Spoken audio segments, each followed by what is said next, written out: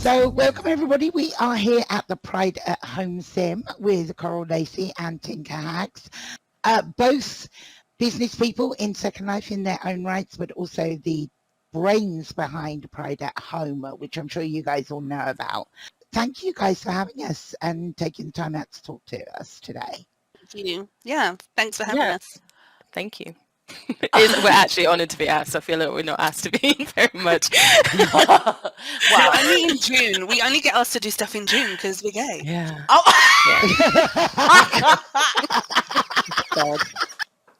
Well, now it's September, so we value you for other reasons. Yeah. Thanks for asking us in September. Well, June's fully booked. June's fully booked. So, Coral, I think this first question kind of is probably more geared toward you because it's really about how Miss Chelsea got started. So can you kind of let our audience know how Miss Chelsea was started, how you've managed this growth through the years? Yes. So I started Miss Chelsea in 2015, so that was 7 years ago now, with my partner, Dave. He's Italian.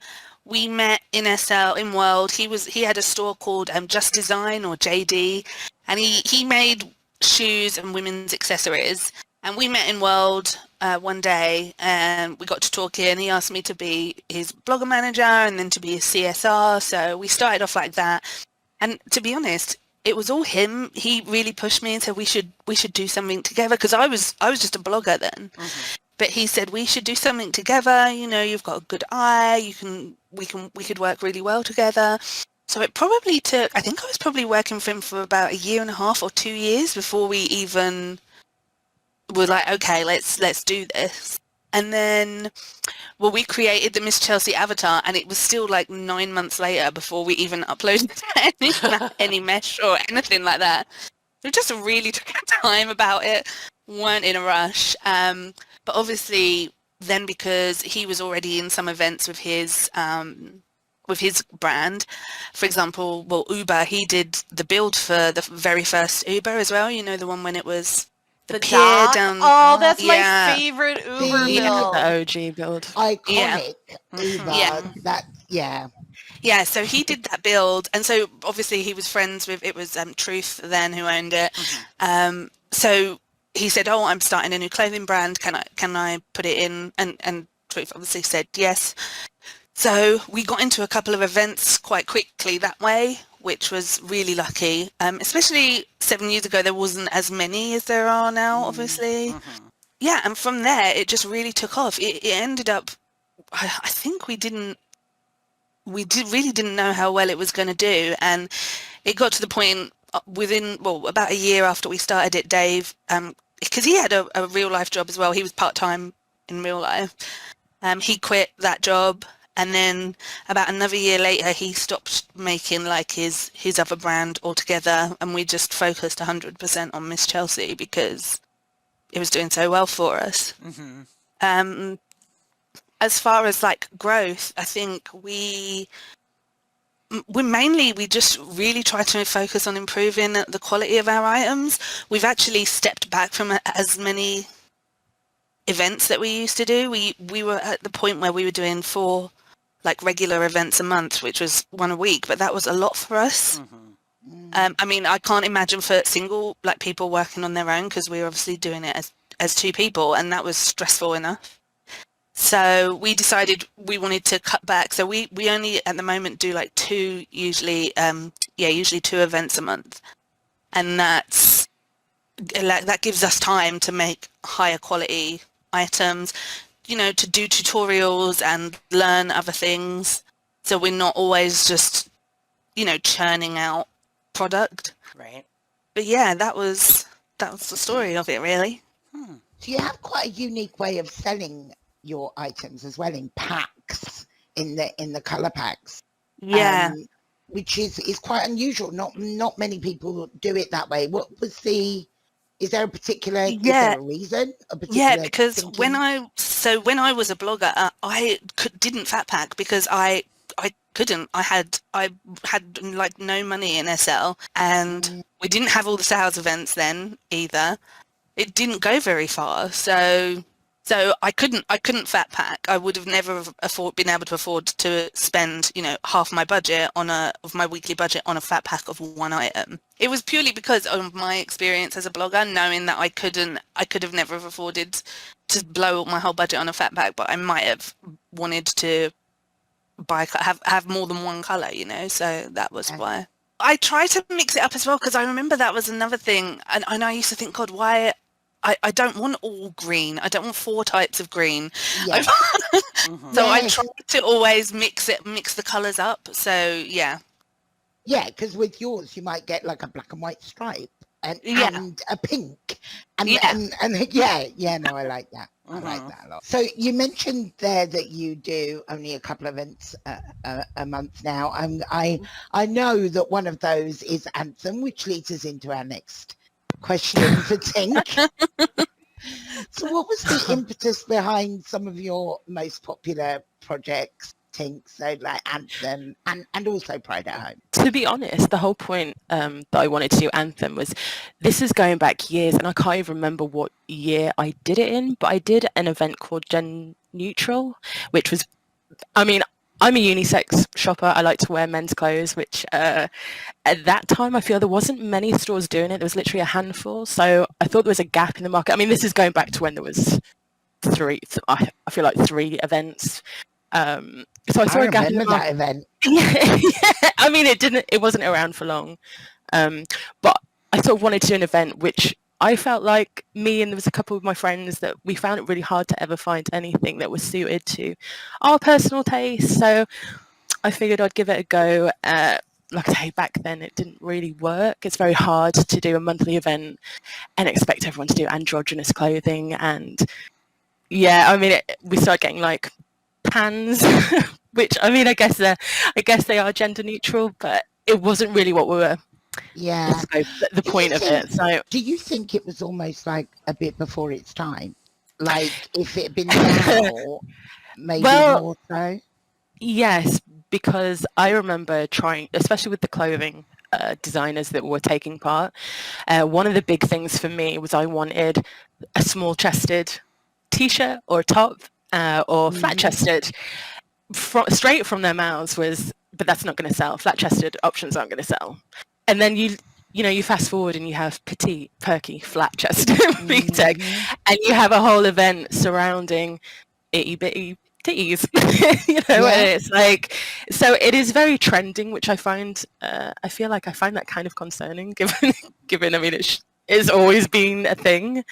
But yeah, so I mean, it was probably ahead of its time, but to be honest, it wouldn't be something that I would revisit. Now it's I mean, I've played with the idea of doing an androgynous theme for Anthem, and even then I'm thinking 1 month, is everyone going to like be on board to do that? And sure enough, they will no doubt create options for the smaller chests. Anthem is just really something I'd always wanted to do. Probably if I was in that position now of wanting to do my own event, I wouldn't. There's a lot of events. But yeah, it's just something I'd always wanted to do and have the full control of. And I love working as part of a team, which is why I enjoyed working in those other events. But I think really when you can do things the way that you want them to go and do a theme event now and again, it's just, yeah. And that's sort of how Anthem came about, really. So we're 3 years strong. I love Anthem. Yeah. Anthem is like one of those events I really actually look forward to every month. Like, oh, you do? Oh, honestly, are you just saying that? No. Like, I really like it. It is so easy to you just teleport in. It's a square. It's perfect, right? You can see everything. It's just a square. It's wonderful. It's wonderful. Your themes are incredible as well. Like the rockabilly theme. Yeah, that was really fun. Bankrupted me. And then the I don't know what you called the thing, the Western, the Wild West. For each of you, what is one piece of advice you would give someone who's starting up a brand or starting up an event? In regards to events, I would say if you're going to do one, don't go into it thinking that you're going to make a lot of money. I think sometimes people are under the illusion that you get a lot of money. You actually don't. But I think you have to find something which isn't already being done. So find a niche, or what's different about yours, or how can you make what's already out there better, or how, everyone's got a different opinion, but how do you think you can make it better than what's already there would be what I'd probably say about events. Yeah. Yeah. I think for if you were starting a brand, my thing would be to never stop learning and trying to improve the quality of your products, because from my personal experience, like I said, doing so many events, it's really quality over quantity. I know that's like a cliche thing to say, but I dropped down to 2 events and my sales are the same or better than when I was rushing doing 4 and putting lower quality items out. It's definitely, you don't need to stress yourself like that. Just keep and focus on yourself. Don't worry about what anybody else is doing. Worry about what you're doing. And that's it, really. If each of you wrote a book about the other, what would you call it? Keep it clean, ladies. Probably The Trials and Tribulations of a Crybaby, and Wow. that's a factual book. Yeah. She refers to herself as a crybaby, Yeah, so it's yeah, not it's like fine, it's not me being me. One time we were on a call and I was telling Tink how much I loved spring and I started crying. She did. I was like, so no, fucking weird. It was so fucking weird. Nobody else so loves weird. spring. Everybody loves autumn. Nobody says they love She spring. did. I honestly thought she'd gone and taken some drugs. I was gonna say, did were you not know what to do. high?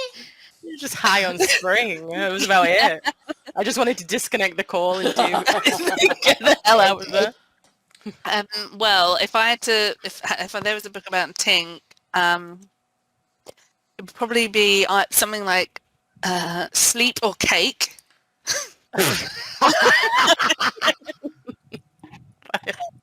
True. Or, Take it. or The Taurus of Despair. Yeah. I would read it. Are there any projects on the horizon that people should be looking out for from you guys? I have some plans for Miss Chelsea, and now that I've just moved, I'm hoping that I'll get to work on that, and that's sort of an expansion. I don't want to say too much because I'm not 100%. There's sort of 2 ways I'm going to go with it. I'm not really sure yet, but I want to. Yeah, it's really early days. I just want to make it bigger. We're doing things that we plan to do for Pride at Home. We're always trying to do something new, I think, every year. I mean, one thing we do want to do is reconfigure the sim and rebuild parts of the sim, so that will definitely be done for next year.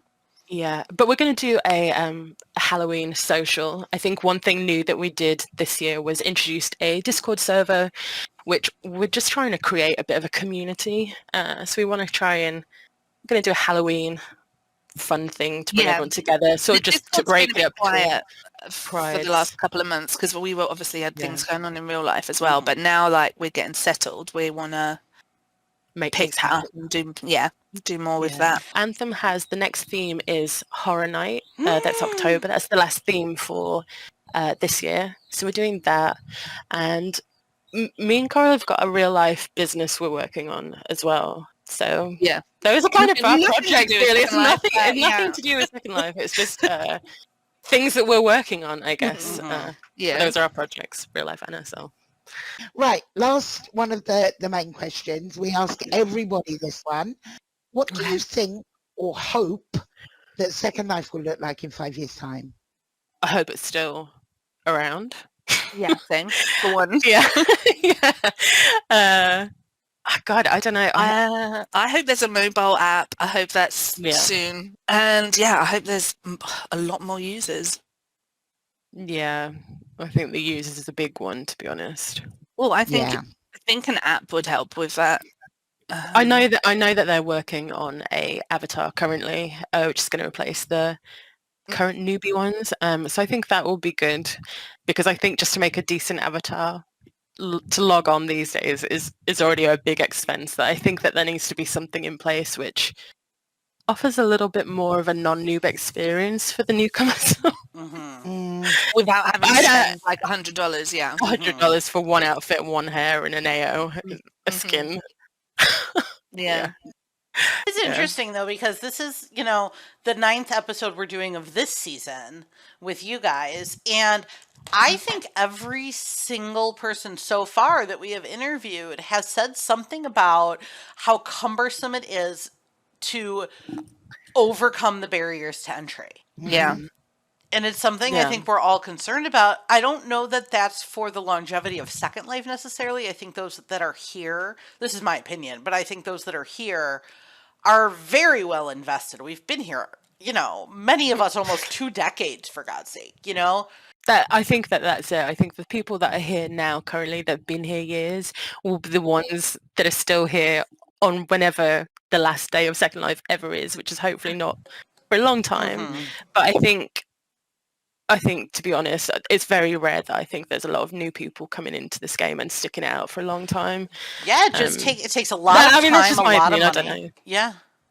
Yeah, I mean, I don't have the statistics or anything, but I know for myself that if I was to log into this now and know the initial expense in order to just look half decent and how I want it to kind of be customized, I think it's a big investment to do, and I think that turns a lot of users off. But Right, so we're on to the this and that section. Chips or crisps?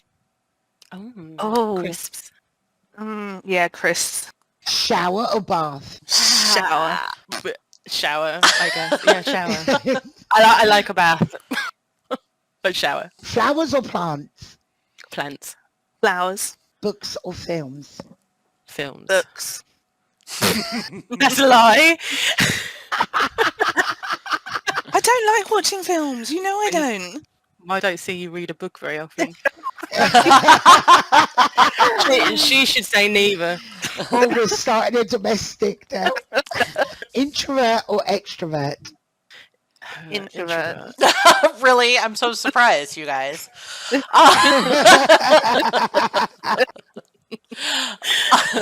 Singing or dancing? Dancing. Pink was on Dancing. Pop Idol, just so you know. She auditioned. What? I did audition to the first pop idol that was in the UK. Oh my gosh! No. Did you make it through? I did. Were you on the program?